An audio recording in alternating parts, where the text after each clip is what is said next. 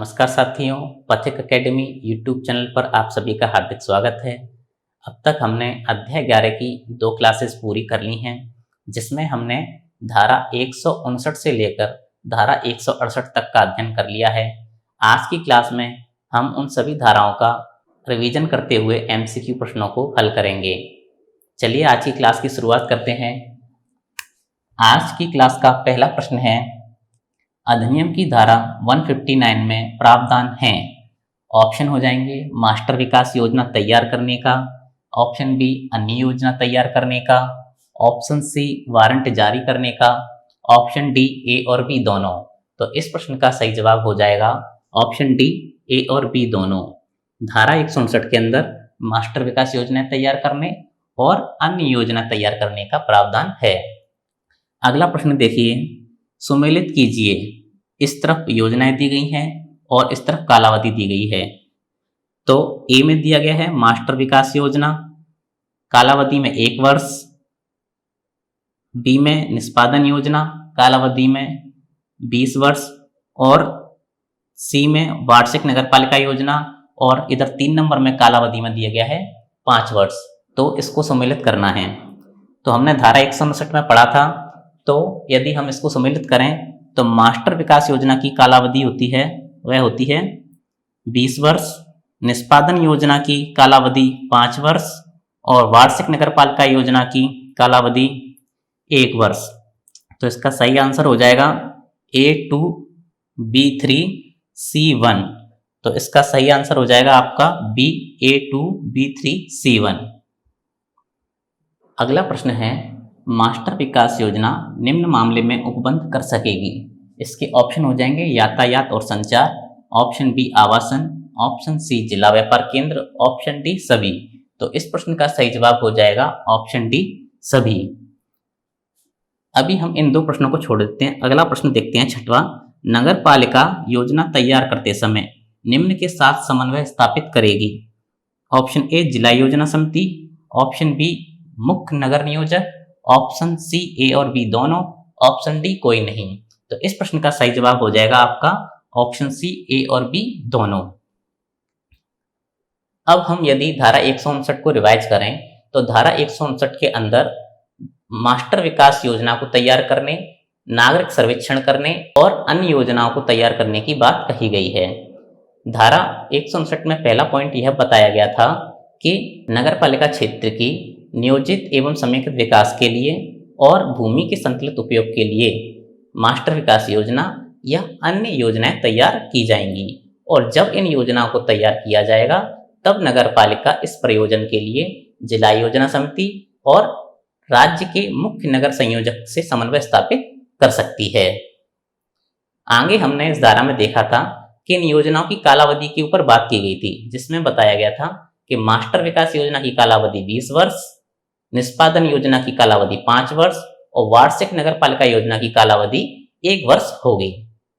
आगे दूसरे पॉइंट में यह बताया गया था कि प्रत्येक वार्ड के लिए भी इस प्रकार की योजनाएं बनाई जा सकती हैं। तीसरा पॉइंट धारा में यह था कि मास्टर विकास योजना के तहत किन किन मामलों में उपबंध किए जाएंगे। तो वह एक लंबी सूची थी, जिसे हमने टेलीग्राम ग्रुप में भी डाल दिया था। उम्मीद करता हूं आपने टेलीग्राम ग्रुप से जरूर पढ़ लिया होगा। लेकिन अगर हम बात करें तो वहां यातायात संचार की बात की गई थी, अर्थात मास्टर विकास योजना के तहत सड़क, राजमार्ग, रेल, नहरें, अंतर्राष्ट्रीय हवाई अड्डे आदि के मामले में उपबंध किए जा सकते हैं। उसी प्रकार हम आगे बात करें तो मास्टर विकास प्लान के तहत आवासन इत्यादि के मामले में भी उपबंध किए जा सकते हैं, और नगरपालिका क्षेत्र के जिला व्यापार केंद्र, स्थायी प्रदर्शनी केंद्र, यदि वहां कोई नेचुरल सीनरी अवेलेबल है क्षेत्र में तो उसके मामले में, वन और वन्य जीव के मामले में मास्टर प्लान के तहत उपबंध किए जा सकते हैं। आगे हमने एक पॉइंट यह भी पढ़ा था इस धारा में कि मास्टर विकास योजना के तहत नगरपालिका क्षेत्र को विकसित करने के लिए अलग अलग जोनों में विभाजित किया जा सकता है, जिसके उदाहरण स्वरूप हमने ये देखा था कि कहीं अगर उद्योग धंधों को लगाया जाना है तो वहां उद्योग का अलग से जोन बना दिया जाएगा और उस जोन में उद्योगों के हिसाब से निर्माण कार्य और अन्य कार्य किए जाएंगे। लेकिन यदि नगरपालिका लोकहित में उचित समझे तो ऐसे जोन के क्षेत्र को परिवर्तित कर सकती है। यह हमने धारा 159 के अंदर देखा था। उम्मीद करता हूं धारा 159 आपको समझ में आई होगी। उसके सभी प्रश्न जो बन सकते थे हमने कर लिए हैं और उसको रिवाइज भी कर लिया है। अब अगला प्रश्न देखिए, योजना तैयार करने व इसकी मंजूरी की प्रक्रिया का प्रावधान है। ऑप्शन ए धारा 158, ऑप्शन बी धारा 159, ऑप्शन सी धारा 160, ऑप्शन डी धारा 161। तो इस प्रश्न का सही जवाब हो जाएगा ऑप्शन सी धारा 160। धारा 160 के अंदर योजना को तैयार करने व उसकी मंजूरी के लिए जो प्रक्रिया अपनाई जाती है उसके बारे में बताया गया है। अगला प्रश्न है, योजना प्रारूप पर विचार करने के लिए बनाई गई सलाहकार समिति में शामिल होंगे। ऑप्शन ए नगरपालिका के सभी सदस्य, ऑप्शन बी उद्योग प्रतिनिधि, ऑप्शन सी शैक्षिक संस्थानों से 6 प्रतिनिधि, ऑप्शन डी गैर सरकारी संगठन से 6 प्रतिनिधि, ऑप्शन ई 6 प्रमुख नागरिक और ऑप्शन एफ हो जाएगा सभी। तो इसका सही आंसर हो जाएगा सभी। अब धारा 160 को समझने का प्रयास करें तो धारा 160 के अंदर योजना को तैयार करने की जो प्रक्रिया है और योजना को मंजूर करने की जो प्रक्रिया है उसके बारे में बताया गया है। धारा 160 की अगर बात करें तो इसमें यह चर्चा की गई है कि किसी योजना का प्रारूप अगर तैयार किया जाता है तो प्रारूप तैयार करने के बाद उसे नोटिस में प्रकाशित किया जाएगा और नोटिस के अंदर एक तारीख दी गई होगी। उस तारीख के भीतर योजना के प्रारूप से संबंधित सभी आक्षेप और सुझावों को आमंत्रित किया जाएगा। अर्थात कोई भी व्यक्ति उस योजना का जो प्रारूप है उसके संबंध में अपने सुझाव या आक्षेप सबमिट कर सकते हैं नगरपालिका में और नगरपालिका उन सभी पर विचार करेगी। आगे हमने यह देखा इस धारा में कि नगरपालिका यदि चाहे तो योजना के प्रारूप पर विचार करने के लिए एक सलाहकार समिति का भी गठन कर सकती है। और उस सलाहकार समिति में कौन कौन सदस्य होंगे, तो नगरपालिका के सभी सदस्यों को सलाहकार समिति में शामिल किया जाएगा। उद्योगों, वाणिज्यों और व्यापारों के जो प्रतिनिधि होंगे उनको शामिल किया जाएगा। नगरपालिका क्षेत्र के या जिस क्षेत्र के लिए योजना बनाई गई है उस क्षेत्र में आने वाले शैक्षिक संस्थानों से 6 प्रतिनिधियों को आमंत्रित किया जाएगा। उसी प्रकार उस क्षेत्र के गैर सरकारी संगठन से भी 6 प्रतिनिधियों को सलाहकार समिति में शामिल किया जाएगा और उस नगर के 6 प्रमुख लोगों को सलाहकार समिति में शामिल किया जाएगा। तो इस प्रकार इन 5 प्रकार के सदस्यों से मिलकर सलाहकार समिति का गठन होगा और यह सलाहकार समिति योजना के प्रारूप पर विचार विमर्श करेगी। विचार विमर्श करने के बाद नगरपालिका उस योजना के प्रारूप को अनुमोदन के लिए राज्य सरकार के पास भेज देगी और राज्य सरकार जब उस योजना का अनुमोदन कर देती है तो उसे मंजूर माना जाएगा। अगला प्रश्न है, योजना के प्रवर्तन की तारीख का प्रावधान है। ऑप्शन ए धारा 159 में, ऑप्शन बी धारा 160, ऑप्शन सी धारा 161, ऑप्शन डी कोई नहीं। तो इस प्रश्न का सही जवाब हो जाएगा ऑप्शन सी धारा 161। धारा 161 के अंदर योजना के प्रवर्तन की तारीख का प्रावधान है। इस धारा में यह बताया गया है जब योजना को राज्य सरकार द्वारा अनुमोदित कर दिया जाएगा तो उसके बाद नगरपालिका एक नोटिस जारी करेगी जिसमें यह बताया जाएगा कि राज्य सरकार द्वारा योजना का अनुमोदन कर दिया गया है और उस नोटिस के प्रकाशन की तारीख से ही योजना को प्रवर्तन में माना जाएगा। यह धारा 161 के अंदर दिया गया है। अगला प्रश्न है, योजना के पश्चातवर्ती रूपांतरण का प्रावधान है। ऑप्शन ए धारा 160, ऑप्शन बी धारा 161, ऑप्शन सी धारा 162, ऑप्शन डी धारा 163। तो इस प्रश्न का सही जवाब हो जाएगा ऑप्शन सी धारा 162। अगला प्रश्न है, योजना के रूपांतरण के लिए अंतिम रूप से किसके द्वारा अनुमोदन आवश्यक है। ऑप्शन ए नगरपालिका द्वारा, ऑप्शन बी सलाहकार समिति द्वारा, ऑप्शन सी राज्य सरकार द्वारा, ऑप्शन डी कोई नहीं। तो इस प्रश्न का सही जवाब हो जाएगा ऑप्शन सी राज्य सरकार के द्वारा। अब हम धारा 162 की बात करें तो इसमें योजना के पश्चातवर्ती रूपांतरण की बात की गई है।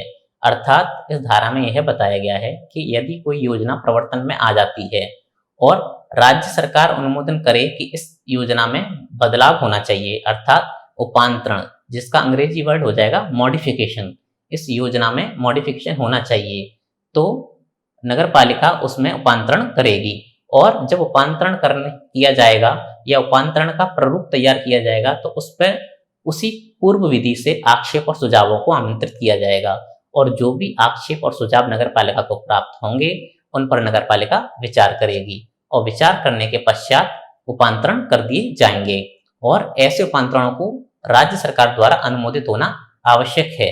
उसके अंतिम रूप से अनुमोदित करने पर ही उपांतरण प्रभाव में आएगा।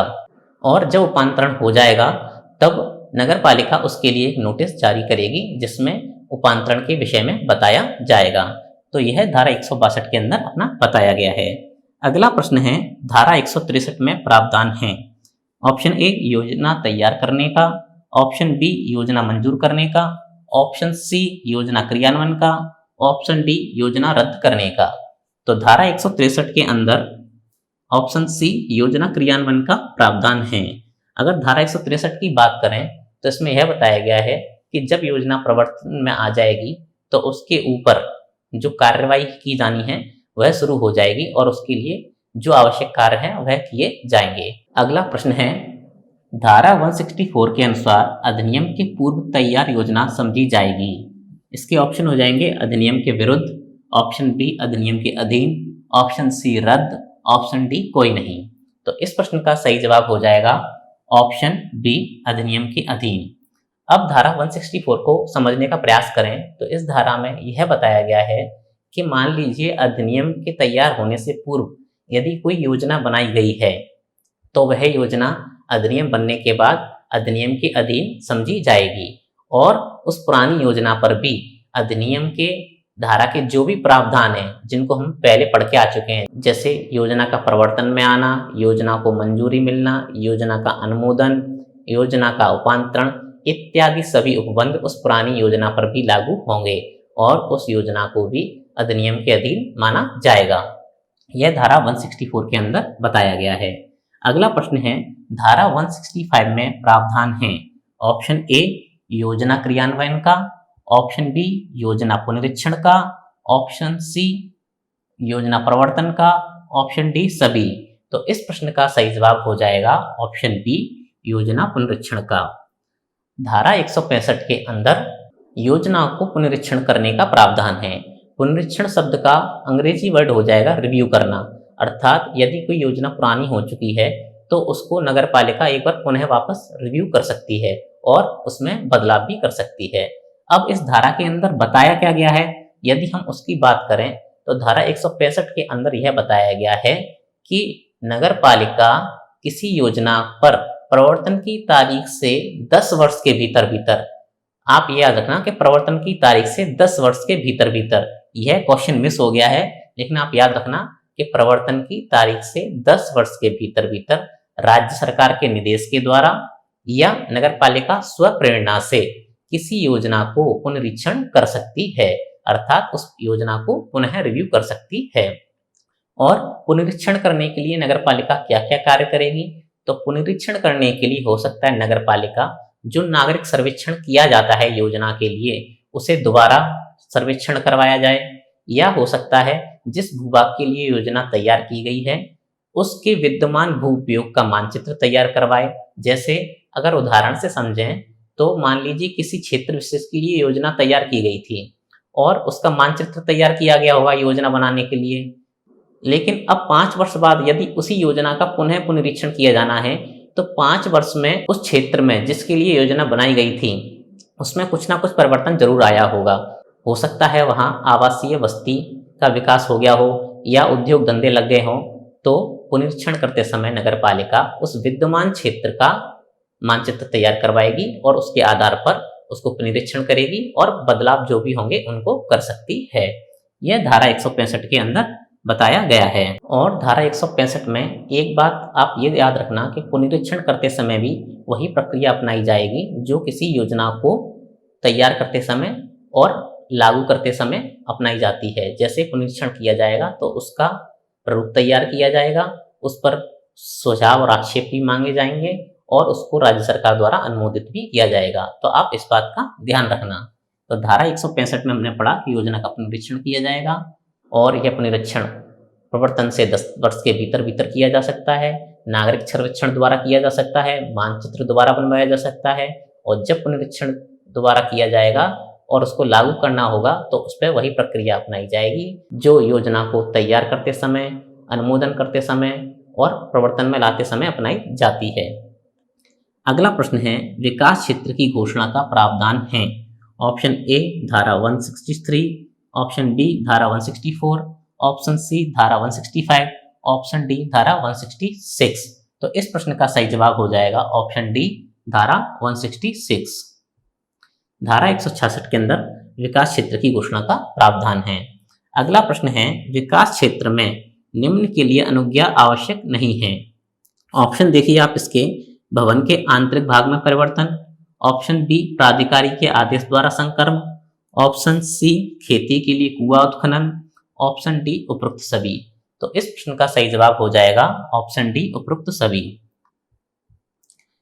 अब इस धारा को एक बार आप समझिए कि धारा 166 के अंदर विकास क्षेत्र की घोषणा की बात की गई है। इस धारा में बताया गया है कि धारा 161 के अंदर जो हम योजना तैयार करने की बात कर रहे हैं, तो वह योजना किसी क्षेत्र विशेष के लिए तैयार की जाएंगी।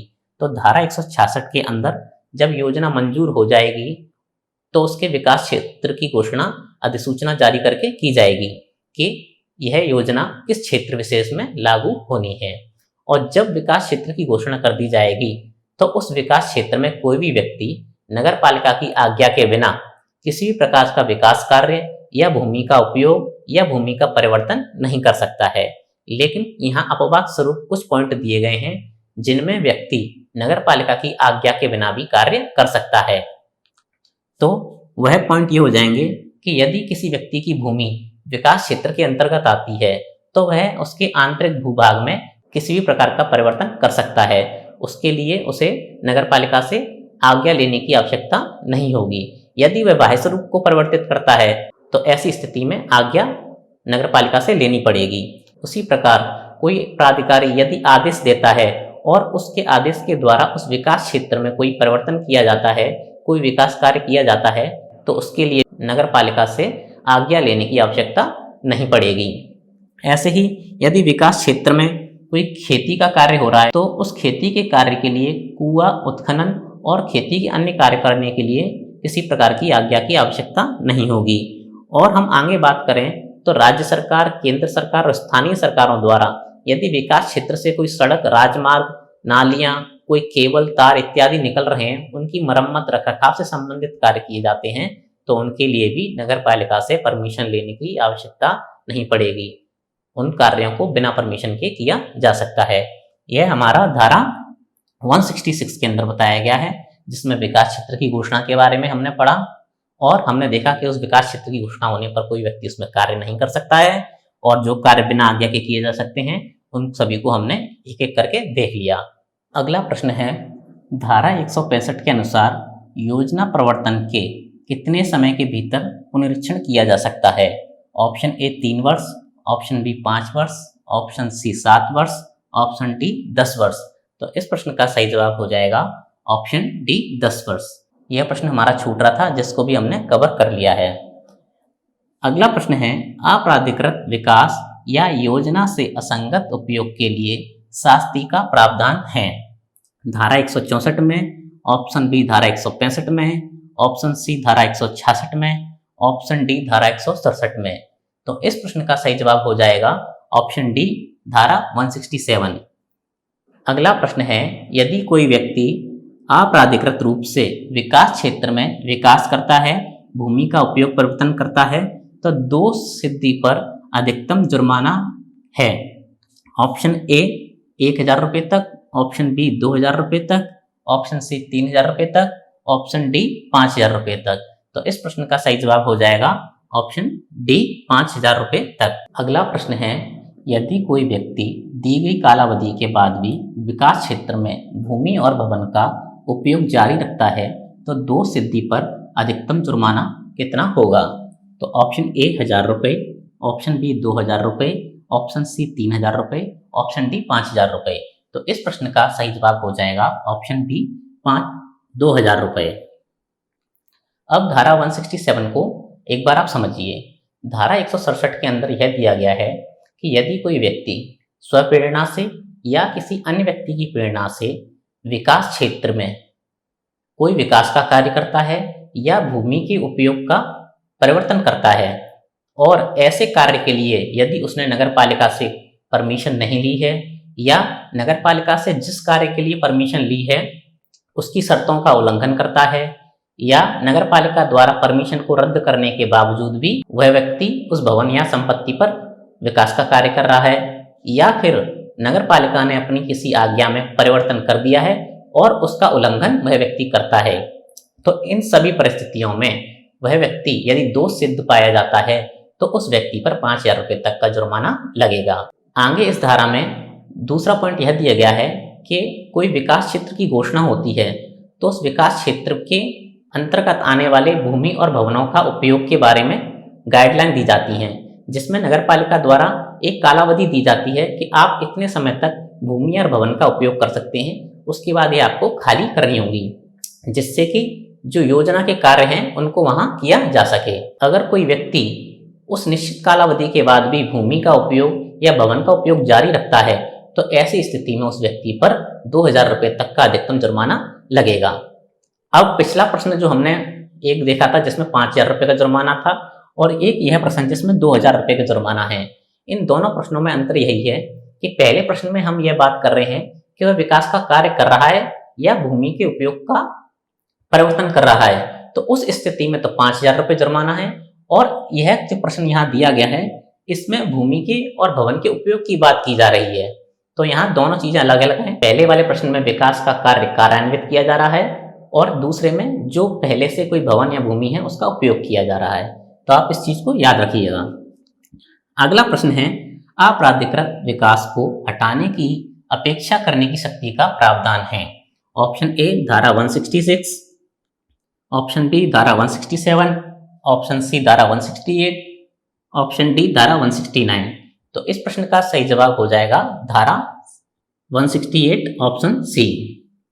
अगला प्रश्न है, अपराधिकृत विकास हटाने के लिए जारी नोटिस में निम्न विनिर्दिष्ट हो सकते हैं। ऑप्शन ए भूमि को पूर्व रूप में प्रत्यावर्तित करना, ऑप्शन बी अनुज्ञा का अनुपालन सुनिश्चित करना, ऑप्शन सी ए और बी दोनों, ऑप्शन डी कोई नहीं। इस प्रश्न को पहले समझने का प्रयास कीजिए।